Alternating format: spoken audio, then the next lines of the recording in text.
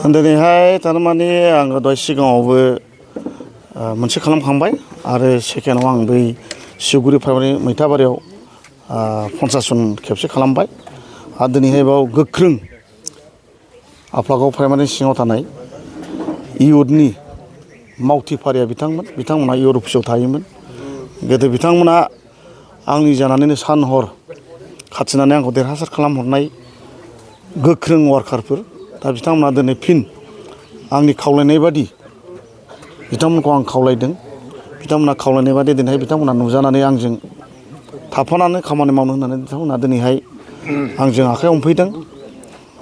बिनि थाखायनो आं बिसोरखौ जोबोद मोजां मोनदों। जिहेतु सिगांनिफ्रायनो बिथांमोना आंजोंनो दंखायोमोन, मावनानै देरहासार खालामखानाय। थिग बेबादिनो बिथांमोना दिनैहाय खोथा होदों फैगौ जोंहा जानो गोनां 25नि बिटिसिनि इलेक्सनाव बिथांमोना आंजोंनो गोसो होसारनानै खामानि मावगोन होननानै खोथा बुंदों। जेरैखि जाया देरहानायनि खामानिखौ जों मावनानै होगोन होननानै बिथांमोना दिनैहाय खोथा होदों। दा बे हिसाबै बिथांमोना दिनैहाय जेसेबां आफलागाव प्राइमारिनि सिङाव BPFनि इयुथनि सेंग्राफोर बिथांमोना दिनैहाय आंजों बे हाबाफारियाव बाहागो लाफैबाय आरोखि। साबेसेसो जयेन जाफैदों? गासै 17 जन इयुथ BPFनि 17 जन आरो सिगाङाव जाखानाय दं माखासे। दा मथा मथि आफलागाव प्राइमारि हिसाबै इयुथ BPFनि सेंग्राफ्रा बारा गैला। साब्रै साबा दंबावो, बाखिफ्रा जे जायगायाव अफिसाव थायो बिसोर फैखाजोब्बाय। दा आं बिथांमोनखौ BJPआव बरायनानै लाबाय आरोखि।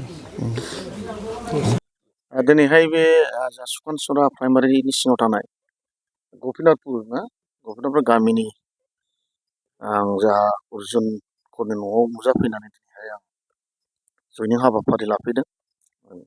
बाव जोंनि सुखानजरा प्राइमारिनि भाइस प्रेसिडेन्ट सासे दं, बे बिथाङा दिनै आंजों जयनिं जादों। आरोबाव सासे दंबावो जोंहा जोंनिनो फुराना लोगो एक्स-बिल्टिनि मनुकुमार ब्रह्म, बिथाङाबो दिनैहाय आंजों जयनिं जादों। आरो उनाव जोंहा दंबावो खबरानि गोख्रों मावथिफारि लोगो बिथांमोना दिनैहाय आंजों बाव जयनिं जाफाफैदों। बिथांमोना सिगाङावहाय गुबुन दोलोआव दंमोन, BPF दोलोआव, माखासे बे दोलोआव दंमोन। दा बिथांमोना दिनैहाय BJP दलखौनो मोजां मोननानै दिनै आंजों आखाइ हमफैबाय। दा बिथांमोनखौ आङो बनरगाव मण्डलनि सासे MCLA जानानै साफा मेम्बार होननानै आं दिनै बजबनानै लाबाय।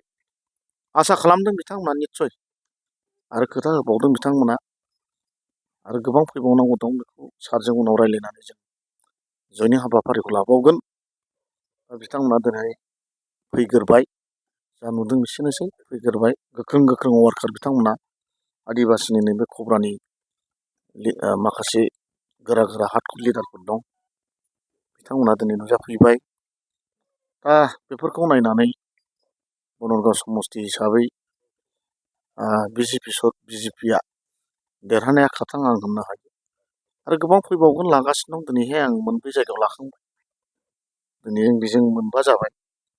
दिनै मोनबा जायगायाव आं जयनिं लादों आरो फैगौ समाव आरो आं लाबाय थागोन। गोबां आंजों जयनिं जानो थाखाय कन्टेक्टआव दं, रायज्लायगासिनो दं। बे रायज्लायनायनि गेजेरजों निस्सय बनरगावआ फुराना जायनाखि आंखौ गोसो होसारनानै खामानि मावनानै देरहासार खालामहरनाय जेसेबां वार्कारफोर दं, बे बिथांमोना लासै लासैनो फैगोन होननानै आसा दं। आरो आं बनरगावनि रायजो राजा बिथांमोनखौ आं खावलायहरो, जाहाथे नोंथांमोना आंखौ फिन खेबसेबाव मदद होनो थाखाय आङो गुरैयै खावलायहरनाय जाबाय। गोजोन्थों। जयेन जाफैबाय, मानि थाखाय जयेन जाफैगोन नोंथांमोना BPF दोलोखौ नागारनानै? जोंनि जयेन जाबोनायनि मेन खार'ना जाहैबाय दिनै जोङो बनरगाव हिसाबै जोङो BPFखौ जोङो जेबो बुंनो थाङा। मानोना जोंनि थाखाय दिनै जोंनि बनरगाव समस्तियाव जोंखौ नायग्रा, अनग्रा, मोजां गोवार गोसो, जाय दिनै जोंनि BJPनि केन्डिडेट जागोन, जोंहा राजिब सार ब्रह्म, जोङो बिथांखौनो जोङो दिनै जिउयै माहामै जोङो दिनै बिथांखौ जों दिनै सापर्ट होनानै जों देरहानो थाखाय जोङो दिनै बे BPFनिफ्राय नागारनानै जों दिनै इयुथ हिसाबै BPFआ जों दिनै नागारनानै जों दिनै BJP ज'नानै फैनाय जाबाय। जिहेतु गोलाव सम BPFआ देरहासार जाबोदोंमोन, बे बाराव BPFआ देरहानायनि थासारिया मा?